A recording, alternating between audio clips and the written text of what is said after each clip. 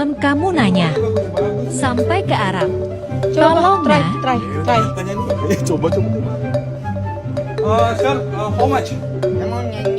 Tak disangka, ternyata tren di Langkawi kini telah sampai ke Arab. Mengutip seorang konten kreator Bobby Stunt Rider Official, dirinya sedang mengunjungi sebuah toko yang menjual berbagai oleh-oleh sewaktu umrah.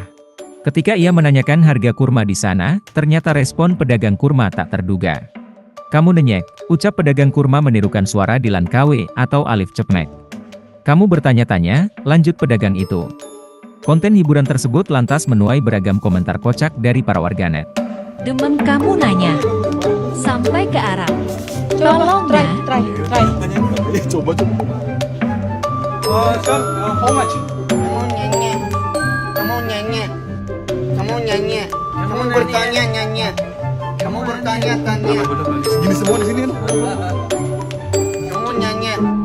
Kamu nyanyi. Terima kasih sudah nonton. Jangan lupa like, subscribe, dan share ya.